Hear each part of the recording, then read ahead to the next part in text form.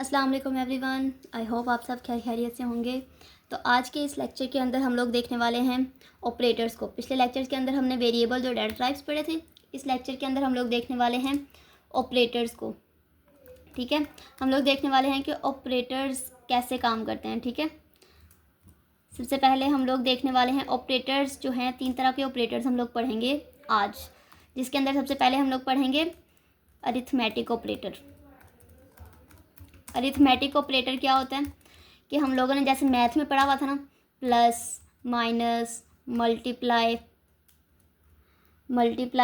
Divide module, ये सारा कुछ हमने 9th-10th में पढ़ रखा हुआ है। ठीक है, तो 9th-10th के अंदर हम लोग ये सारा कुछ जब करते थे तो क्या होता था कि अगर 2 वैल्यूज़ को प्लस कर लेते थे, 2 वैल्यू को माइनस कर लेते थे, 2 वैल्यू को डिवाइड कर लेते थे, मॉड्यूल ले लेते थे। तो अब हम कंप्यूटर की लैंग्वेज में देखने लगे हैं कि इन 2 वैल्यूज़ को, अगर हम कोई 2 वैल्यूज़ ले रहे हैं, 2 या 2 से ज़्यादा वैल्यूज़ ले रहे हैं, तो उनको ऐड कैसे करेंगे, माइनस कैसे करेंगे, प्लस कैसे करेंगे। सेम सिंपल वर्ड की तरह ही है। हम लोगों ने क्या करना है, कल हमने पढ़ा था डाटा टाइप ली, वेरिएबल स्टोर कराया ए, इसके अंदर हम लोगों ने एक वैल्यू दे दी 10। ठीक है, दूसरा एक वेरिएबल लिया बी, उसके अंदर हमने वैल्यू स्टोर करा दी 5। ठीक है, हमने क्या किया, हमने एक टब लिया। ठीक है, एक मेमोरी अलॉट की इसको सम के नाम से, एक टब लिया। ठीक है, जैसे हमने कल डाटा टाइप और वेरिएबल के बारे में पढ़ा था।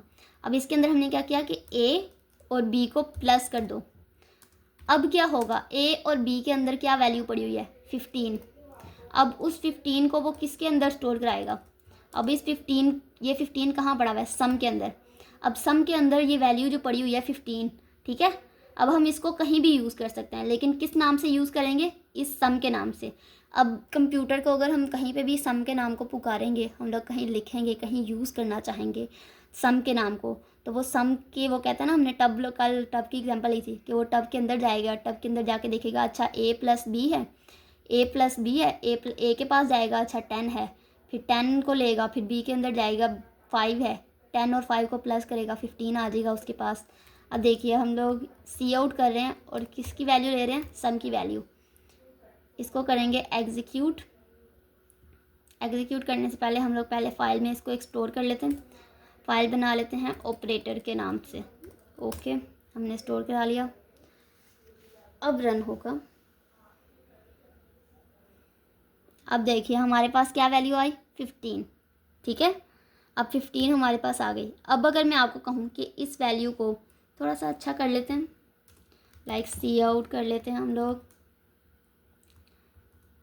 सम of 2 numbers A and P.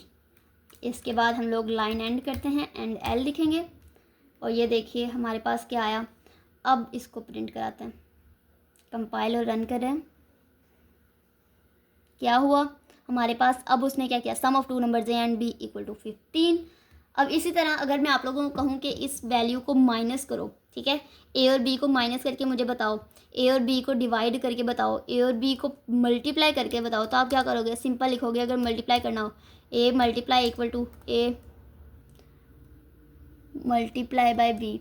ठीक है, और इधर प्रिंट क्या कर दोगे, सी आउट MUL, तो वो प्रिंट कर देगा। ठीक है, इसी तरह अगर मैं आप लोगों को एक प्रोजेक्ट दूँ, ठीक है, और मैं उस प्रोजेक्ट में आप लोगों को ये बोलूँ कि आप ये प्रोजेक्ट मुझे करके दिखाओ, जिसके अंदर आप लोग लिखोगे, पहले 2 वैल्यूज़ इनपुट कर रहे हो आप, ठीक है, 2 वैल्यूज़ को इनपुट करोगे यूज़र से, यूज़र 2 वैल्यू इनपुट कर रहा है, फिर उसके बाद उन 2 वैल्यूज़ का सम लो, उनको मल्टीप्लाई करो, उनका डिफरेंस लो, यानी सम करो, माइनस करो, उनको डिवाइड करो, उनका मॉड्यूल लो, तो आप लोग कर लोगे, बिल्कुल कर लोगे।